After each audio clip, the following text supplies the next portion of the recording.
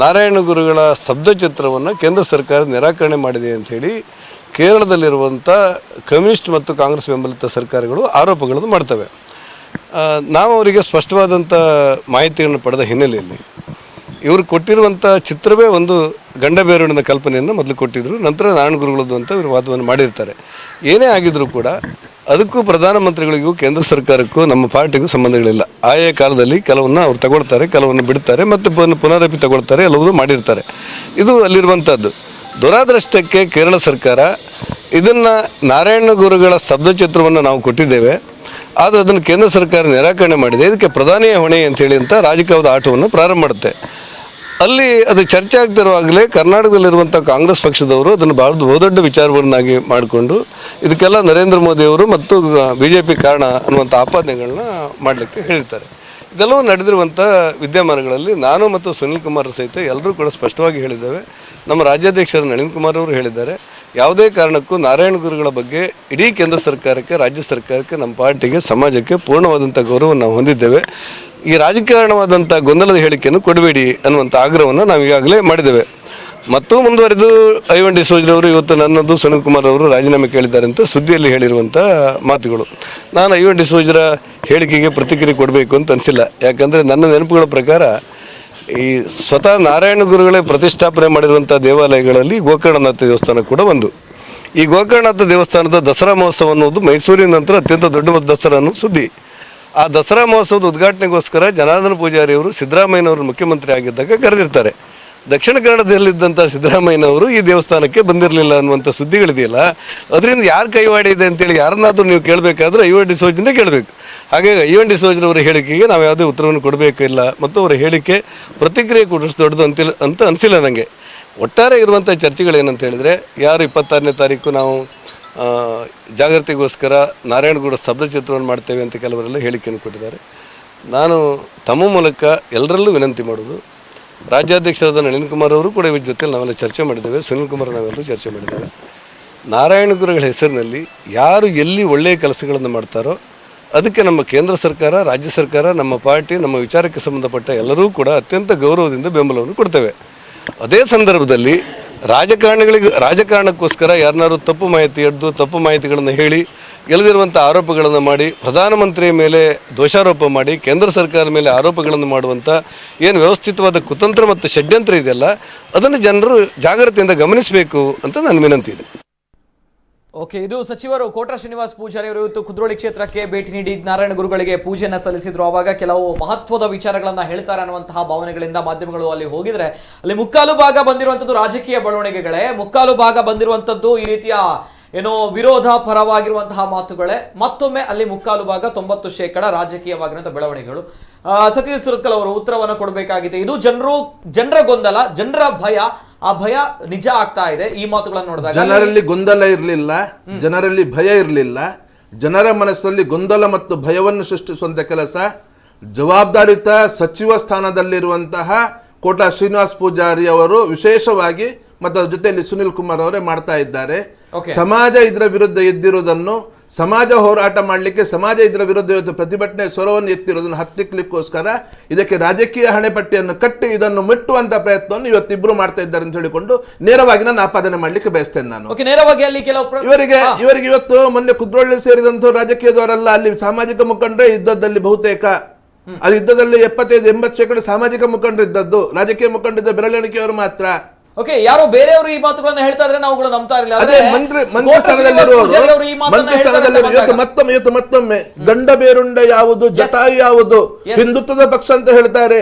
ಜಟಾಯುವಿಗೂ ಸ್ತ್ರೀ ರಕ್ಷಣೆಗೂ ಸಂಬಂಧ ಏನು ಅನ್ನೋದು ಗೊತ್ತಿಲ್ಲ, ಅದು ಗಂಡ ಬೇರುಂಡ ಚಿತ್ರ ಅಂತ ಹೇಳ್ತಾರೆ. ಹಿಂದುತ್ವ ಗಂಡ ಬೇರುಂಡ ಅನ್ನುವಂತ ಮಾತನ್ನು ಹೇಳ್ತಾರೆ. ಯಾವ ಜಟಾಯು ರಾವಣನ ವಿರುದ್ಧ ಸೀತೆಯನ್ನು ರಕ್ಷಣೆಗೋಸ್ಕರ ಹೋರಾಟ ಮಾಡಿ ರೆಕ್ಕೆಯನ್ನು ಕರೆದುಕೊಂಡು ಮುರಿದುಕೊಂಡು ಬಿದ್ದಂತಹ ಚಿತ್ರ ಅದು, ಅದನ್ನು ಗಂಡ ಬೇರುಂಡ ಚಿತ್ರ ಅಂತ ಹೇಳ್ತಾರೆ. ಯಾಕೆ ಮತ್ತೆ ಮತ್ತೆ ದಾರಿ ತಪ್ಪಿಸುವ ಕೆಲಸವನ್ನು ಮಾಡ್ತಾರೆ? ಸಮಾಜದಲ್ಲಿ ಗೊಂದಲ ಇವತ್ತು ನಿರ್ಮಾಣ ಮಾಡ್ತಾ ಇರೋದು ಇವರೇ. ನಾನು ಇದು ಹೇಳಲಿಕ್ಕೆ ಇಷ್ಟು ಹೇಳಲಿಲ್ಲ, ನಾನು ಕೊನೆಯ ಕ್ಷಣದಲ್ಲಿ ಹೇಳಬೇಕು ಅಂತ ಹೇಳಿದ್ದೆ. ಅಕಸ್ಮಾತ್ ಇವರ ಬಾಯಲ್ಲಿ ಹೌದು ಗುರುಗಳಿಗೆ ಅದು ಆಗಬಾರ್ದಾಗಿತ್ತು, ಇವತ್ತಲ್ಲ ನಾಳೆ ಬರುವ ವರ್ಷ ಕರ್ನಾಟಕದಿಂದ ನಾವು ಗುರುಗಳ ಇದು ಸ್ತಬ್ಧ ಚಿತ್ರವನ್ನು ನಾವೇ ನಿಂತುಕೊಂಡು ಮಾಡಿಸ್ತೇವೆ, ಸಮಾಜದಲ್ಲಿ ನಾವು ಕೇಳುತ್ತೇವೆ, ಕೇಳುತ್ತೇವೆ ಅಂತ ಹೇಳಿಕೊಂಡು ಹೇಳುತ್ತಿದ್ರೆ ಇವತ್ತು ರಾಜಕೀಯ ಲಾಭ ಅಂತ ಹೇಳಿಕೊಂಡು ಏನಿತ್ತು ಹೊಡೆದಾಟ ಆಗ್ತಾ ಇದೆ ಬಿಜೆಪಿ ಕಾಂಗ್ರೆಸ್ ಮಧ್ಯೆ. ಬಿಜೆಪಿ ರಾಜಕೀಯ ಲಾಭ ಪಡಿತಾ ಇತ್ತು, ನಿಜ. ಬಿಜೆಪಿ ರಾಜಕೀಯ ಲಾಭ ಪಡಿತು. ಆದ್ರೆ ಯಾವ ನಿಮಗೆ ಸಮಾಜಕ್ಕೆ ಹೌದು ನಾರಾಯಣ ಗುರು ಸಮಾಜಕ್ಕೆ ನೋವಾಗಿದೆ, ಸಮಾಜಕ್ಕೆ ಅಪಮಾನ ಆಗಿದೆ ಹೇಳ್ತಾರೆ ಅವರು ಮತ್ತೆ ಮತ್ತೆ ಮತ್ತೆ ಮತ್ತೆ ಹಿಂದುಳಿದ ವರ್ಗಗಳು ಅಂತ ಹೇಳಿಕೊಂಡು ರಾಜಕೀಯ ಗೂಬೆ ಕುರಿಸೋದ ಕೆಲಸವನ್ನು ಮಾಡ್ತಾರೆ.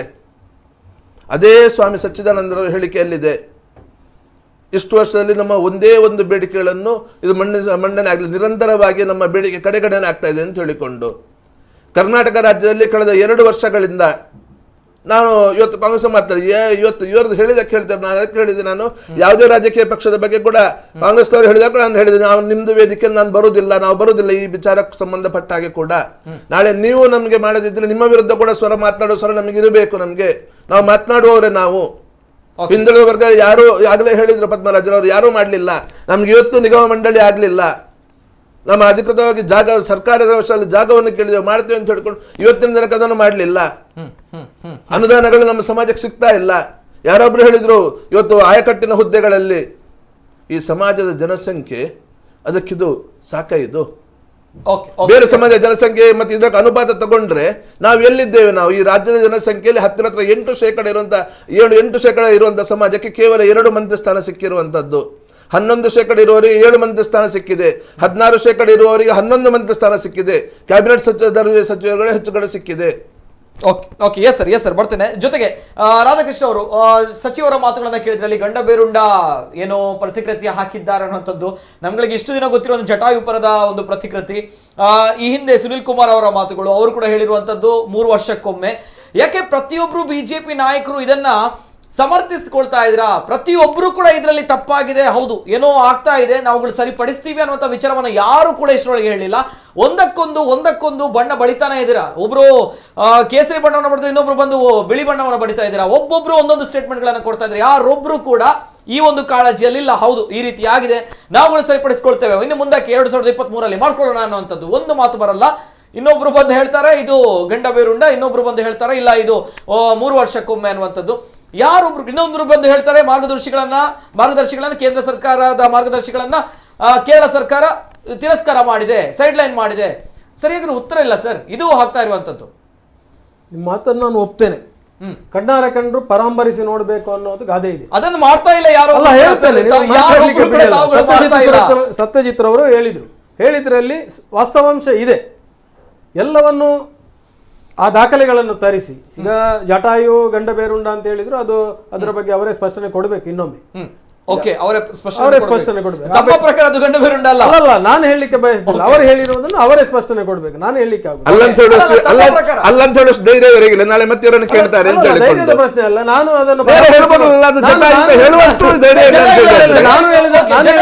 ಈಗ ಹೇಳಿದ್ರಿ ಜಟಾಯು ಯಾರು? ಯಾರು ಜಟಾಯುರು? ಅದೇ ರಾಮಾಯಣದಲ್ಲಿ ಬರುವಂತ ಪಾತ್ರ. ಅದನ್ನು ಹೇಳಲಿಕ್ಕೆ ಕೂಡ ನೀವು ತಪ್ಪಾಗಿದೆ ಅಂತ ಹೇಳುವಷ್ಟು ಕೂಡ ಇವತ್ತು ಧೈರ್ಯ ಇಲ್ಲ, ಅಥವಾ ಶಕ್ತಿ ಇಲ್ವೋ, ಅಥವಾ ಅಲ್ಲಿ ಹೇಳಿದ್ರೆ ನಾಳೆ ಏನೋ ನಾವು ಕಳ್ಕೊಳ್ತೇವೆ. ಜಟಾಯು ಬೇರೆ, ಗಂಡ ಬೇರುಂಡ ಬೇರೆ.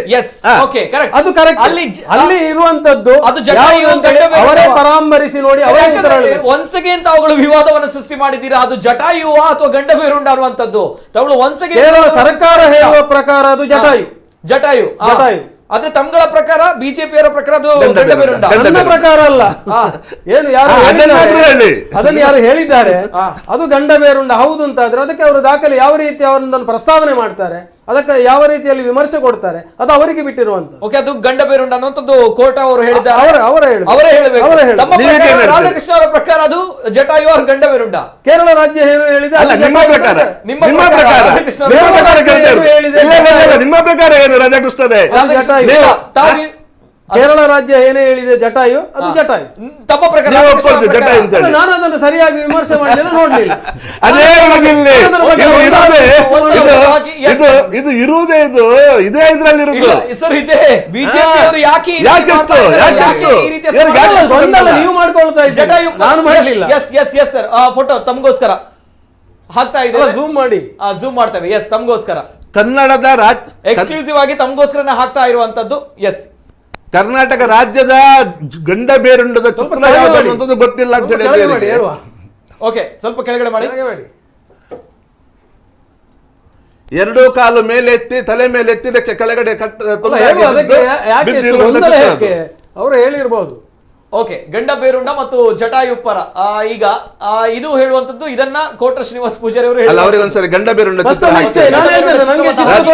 ರಾಜ್ಯದ ಗಂಡ ರಾಜ್ಯದ ಲಾಂಛನ ಅದಕ್ಕೆ ಎರಡು ತಲೆ ಇದೆ, ಎರಡು ತಲೆ ರಾಜ್ಯದ ಲಾಂಛನ, ರಾಜ್ಯದ ಲಾಂಛನ KSRTC ಬಸ್ಗಳಲ್ಲಿ ಇದೆ.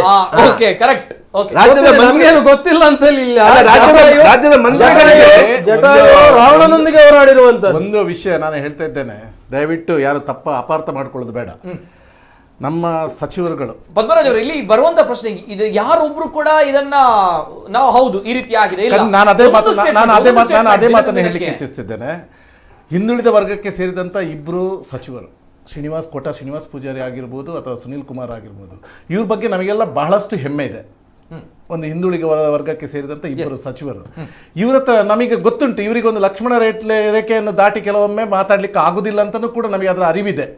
ಇವರು ಇಂಥ ಸಮಯದಲ್ಲಿ ಸುಮ್ಮನೆ ಇದ್ದು, ಇಲ್ಲದ್ರೆ ಒಂದು ಮಾತು ಹೇಳ್ಬೋದಿತ್ತು, ಈ ತರ ಅನ್ಯಾಯ ಆಗಿದ್ರೆ ಇದನ್ನು ನಾವು ಪರಿಶೀಲಿಸ್ತೇವೆ, ಮುಂದಿನ ಸಲ ಇದರಲ್ಲಿ ಖಂಡಿತವಾಗ್ಲೂ ನಮಗೆ ಇದಕ್ಕೆ ಬೇಕಾದಂತ ವ್ಯವಸ್ಥೆಯನ್ನು ಮಾಡಿ ಈ ಒಂದು ಗಣರಾಜ್ಯೋತ್ಸವ ಪೆರೇಡ್ ನಲ್ಲಿ ನಾರಾಯಣ ಗುರುಗಳ ಒಂದು ಸ್ತಬ್ಧ ಚಿತ್ರ ಬರುವಂತ ನಾವು ಮಾಡ್ತೇವೆ ಅನ್ನೋ ಒಂದು ಮಾತನ್ನೇ ಹೇಳ್ಬೋದು.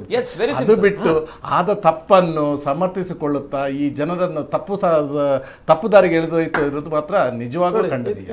ಇದ್ರ ಬಗ್ಗೆ ಒಂದು ಮಾತು, ಇವತ್ತಿನ ಬೆಳಗ್ಗಿನ ಪ್ರೆಸ್ ಕಾನ್ಫರೆನ್ಸ್ ಅಲ್ಲಿ ಹರಿಕೃಷ್ಣ ಬಂಟ್ವಾಲ್ ರವರು ಹೇಳಿದ್ರು, ಈ ಬಗ್ಗೆ ಮುಖ್ಯಮಂತ್ರಿ ಕಚೇರಿಯಲ್ಲಿ ಮಾತುಕತೆ ಆಗಿದೆ, ಓಕೆ, ಮುಂದಿನ ವರ್ಷದಲ್ಲಿ ಅದನ್ನು ಮಾಡುವ ಆಲೋಚನೆ ಇದೆ ಅಂತ ಹೇಳಿ ಅವರು ಹೇಳಿದ್ದಾರೆ. ಅದರ ಬಗ್ಗೆ ಅವರು ಸ್ಪಷ್ಟನೆ ಮತ್ತೆ ಈಗ ಶ್ರೀನಿವಾಸ ಪೂಜಾರಿ ಗಂಡ ಬೇರುಂಡ ಮತ್ತೆ ಜಟಾಯು ಬಗ್ಗೆ ಕಟ್ ಮಾಡಬೇಡಿ ನಿತಿನ್, ಕಟ್ ಮಾಡಬೇಡಿ. ಶ್ರೀನಿವಾಸ ಪೂಜಾರಿ ಅವರು ಗಂಡ ಬೇರುಂಡ ಯಾವುದು ಜಟಾಯು ಯಾವುದು ಗೊತ್ತಿಲ್ಲದ ಜನ ಅಲ್ಲ, ಗೊತ್ತಿರಲಿಲ್ಲ, ಗೊತ್ತಿದೆ. ಏನೋ ಬಾಯಲ್ಲಿ ಹೇಳುವಾಗ ಅವರ ತಲೆಯಲ್ಲಿ ಆಲೋಚನೆ ಬರುವಾಗ ಜಟಾಯು ಬದಲು ಗಂಡ ಬೇರುಂಡ ಬಂದಿರಬಹುದು ಅಷ್ಟೇ. ಅಷ್ಟು ಮಾತ್ರಕ್ಕೆ ಅವರಿಗೆ ಗೊತ್ತೇ ಇಲ್ಲ ಅನ್ನುವಂತ ನಿಮ್ಮ ವಾದವನ್ನು ನಾನು ಒಪ್ಪುವುದಿಲ್ಲ. ಅಲ್ಲ, ಗೊತ್ತೇ ಇಲ್ಲ, ಗೊತ್ತಿಲ್ಲದ ಹಾಗೆ ಯಾರಿಂದಲೂ ಆಗ್ತದೆ.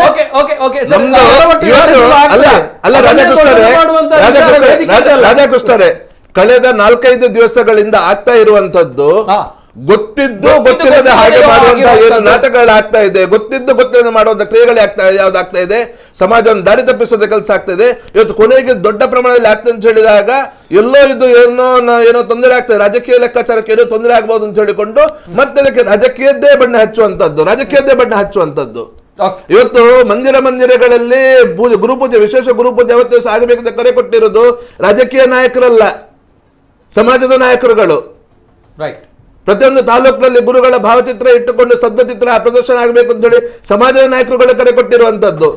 ಪ್ರತಿಯೊಂದು ವಾಹನದಲ್ಲಿ ಹಳದಿ ಹಾಕಬೇಕು ಅಂತ ಹೇಳಿ ಕರೆ ಕೊಟ್ಟಿರುವ ಸಮಾಜದ ನಾಯಕರುಗಳು. ಅದಿದ್ದುಕೊಂಡು ಮತ್ತೆ ಯಾಕೆ ನೀವು ಅದನ್ನು ದಾರಿ ತಪ್ಪಿಸಿ ಕೆಲಸ ಮಾಡ್ತೀರಿ? ನಿತಿನ್ ಅವರೇ, ಅದಲ್ಲ ಕೆಳಗಡೆ ಬರ್ಲಿ, ಇದೆಯಲ್ಲ, ಆ ನಡುವಲ್ಲಿ ಇರುವಂತದ್ದು ಗಂಡ ಬೇರುಂಡ, ಎರಡು ಈ ಕಡೆದು ಬೇರೆ. ಇದು ಗಂಡ ಬೇರುಂಡ. ಓಕೆ, ಅಲ್ಲಿ ಇನ್ನೊಂದು ಇರುವಂತದ್ದು ಜಟಾಯು ಸ್ತಬ್ಧ ಚಿತ್ರದಲ್ಲಿ. ಇದು ಜಟಾಯು. ಆಕ್ಚುಲಿ ಈ ಒಂದು ಈಗ ಸ್ಪಷ್ಟವಾಗಿ ತೋರಿಸಿದ್ರೆ ಅದು ಜಟಾಯು. ಇದೇ ಸ್ಪಷ್ಟವಾಗಿ ಇದ್ದಿರುವಂತದ್ದು ಸ್ತಬ್ಧ ಚಿತ್ರದಲ್ಲಿ, ಟ್ಯಾಬ್ಲೋದಲ್ಲಿ ಜಟಾಯು. ಇದು ಜಟಾಯು. ಅವರಿಗೆ ಪದ ಏನೋ ಬರದೇ ಇದ್ದಿರಬಹುದು, ಅದನ್ನೇ ದೊಡ್ಡದು ಮಾಡೋದು ಸರಿಯಲ್ಲ. ಇಲ್ಲ. ಯಾಕಂತ ಹೇಳಿದ್ರೆ ಈ ಒಂದು ವಿಚಾರ ಮೊನ್ನೆಯಿಂದ ಈ ಒಂದು ವಿಚಾರ ತುಂಬಾ ದೊಡ್ಡ ಮಟ್ಟದಲ್ಲಿ ವಿವಾದ ಕಾರಣ ಆಗ್ತಾ ಇದೆ. ತಮ್ಮ ಪಕ್ಷವೇ ಅಲುಗಾಡ್ತಾ ಇದೆ ಅಂತ ಬಂದಾಗ ತಮ್ಗಳು ಈ ಒಂದು ಸ್ತಬ್ಧ ಚಿತ್ರವನ್ನ ತುಂಬಾ ಲೈಟ್ ಆಗಿ ತೆಗೆದುಕೊಳ್ತೀರಾ ಅಂತ ಬಂದಾಗ ಯಾರು ಲೈಟ್ ಆಗಿ ತೆಗೆದುಕೊಳ್ಳಿಲ್ಲ. 2022ಕ್ಕೆ ಗಣರಾಜ್ಯೋತ್ಸವ ಮುಗಿದು ಹೋಗುವುದಿಲ್ಲ, ಇನ್ನು ಮುಂದೆಯೂ ದಿವಸ ಇದೆ. ಅದರಲ್ಲಿ ಇನ್ನು ಉತ್ತಮವಾದಂತ ಏನೋ ವಿಚಾರಗಳನ್ನು ಅಲ್ಲಿ ತರಿಸಬಹುದು. ಒಂದನೇದು. ಮತ್ತೆ ಇವತ್ತು ಮೊನ್ನೆಯಿಂದ ಫೋನ್ಗಳು ಎಲ್ಲಾ ಸಮಾಜದ ನಾಯಕರು ಸುಮಾರು ಜನ ಫೋನ್ ಮಾಡ್ತಾ ಇದ್ದಾರೆ. ಅದು ಟ್ಯಾಬ್ಲೋದಲ್ಲಿ ಅವಮಾನ ಆಗಿದೆ, ಅದು ಸರಿಯಾ ತಪ್ಪ, ಆ ವಿಚಾರವಾಗಿಯೂ ಫೋನ್ ಮಾಡ್ತಾ ಇದ್ದಾರೆ.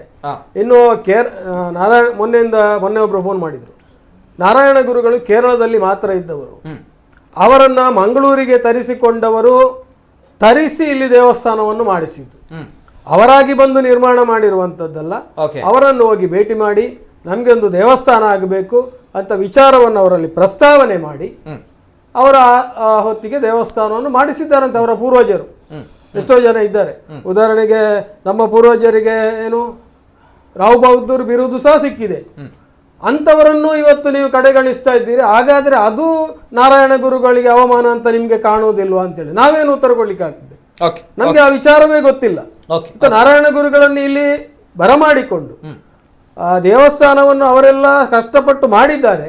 ಆದ್ರೆ ಅವರ ಫ್ಯಾಮಿಲಿಗೆ ಇವತ್ತು ನಮ್ಗೆ ಅಲ್ಲಿ ಸ್ಥಾನಮಾನ ಇಲ್ಲ ಅಂತ ಕೂಗು ನನ್ನಂತವನಿಂದ ಅದು ಸರಿಪಡಿಸಲಿಕ್ಕೆ ಸಾಧ್ಯ ಉಂಟಾ?